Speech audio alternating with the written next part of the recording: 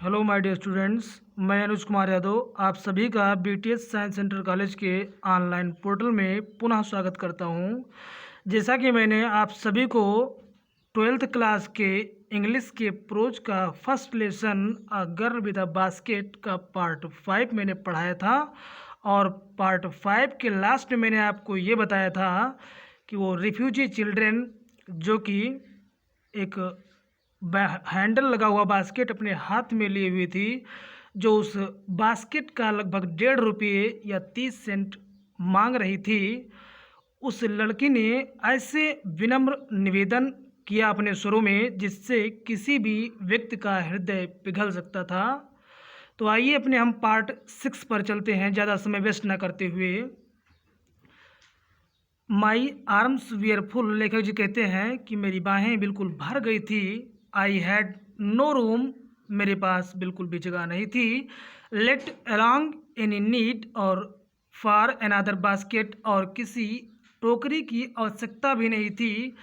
Balancing my baskets and fans on my left arm, लेखक जी कह रहे हैं मैंने अपनी बाई भुजा पर बास्केट यानी टोकरी को और पंखों को बैलेंस करते हुए I reached into my right coat pocket, मैंने कोट के दाहिने पॉकेट में अपने दाहिने हाथ को क्या है डाला। And got a handful of change, और एक मुट्ठी रेजकारी निकाले। परहैप्स, संभवतः 15 सेंट्स, लगभग 15 सेंट्स इन ऑल विच, वे सब थे जिन्होंने मैंने उस पॉकेट से निकाले मुट्ठी भर रेजकारी, लगभग वो 15 सेंट से।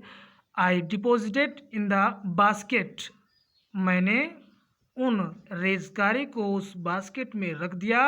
That the young girl healed, जो लड़की अपने हाथों में लिए हुई थी। इम्प्रॉन्गली बिफोर मी, जो मेरे सामने प्रार्थना पूर्वक खड़ी हुई थी। इम्प्रॉन्गली का मतलब होता है प्रार्थना पूर्वक खड़ी होना। आई ट्राइड टू एक्सप्लेन, मैंने प्रयास किया उसे समझाने का। दैट की I could not buy the basket, मैं टोकरी नहीं खरीद सकता। बट किंतु extended the gratuity as a substitute.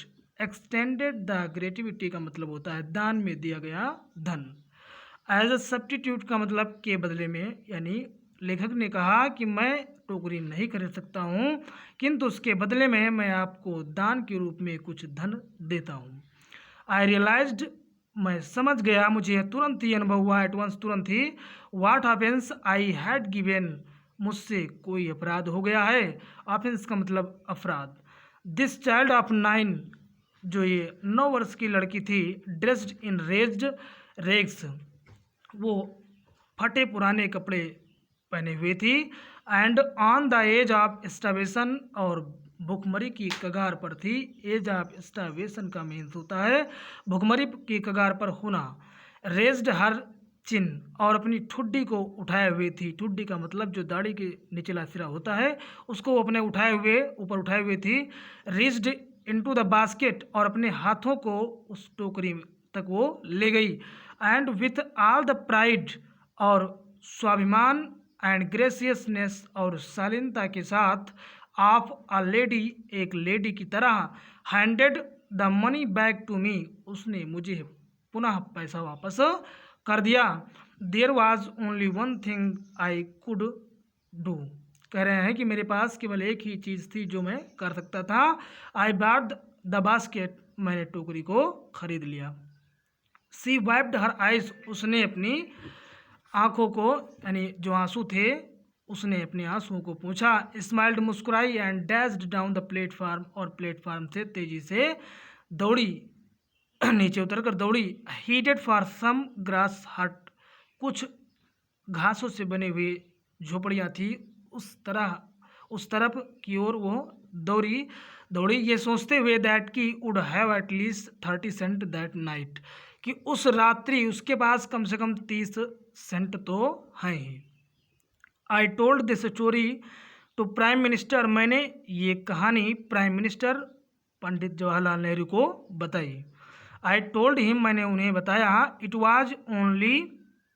Was one reason, और एक यही कारण था I had fallen in love with India कि मैं भारत से प्रेम करने लगा।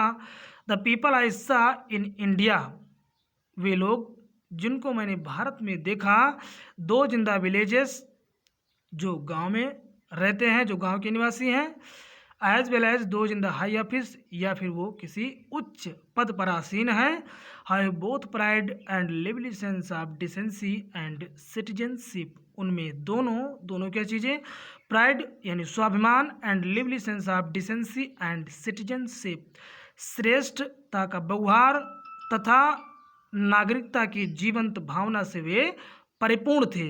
डिसेंसी का मतलब श्रेष्ठ व्यवहार और लिवली सेंस का मतलब जीवंत भावना, सिटीजनशिप का मतलब नागरिक। कहने का मतलब ये हुआ, लेखक ने कहा कि वे लोग दोनों चीज़ें से यानी स्वाभिमान और कह रहे हैं कि श्रेष्ठता के व्यवहार तथा नागरिकता की जीवंत भावना से परिपूर्ण थे। They also have a passion for independence, और उनमें एक तीव्र इच्छा थी स्वतंत्र होने की।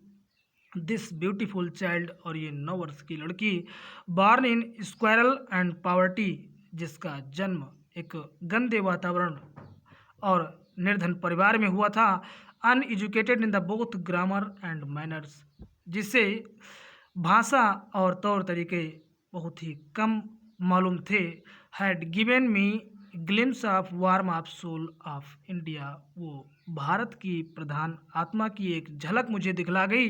ग्लिम्स का मतलब झलक। Thank you.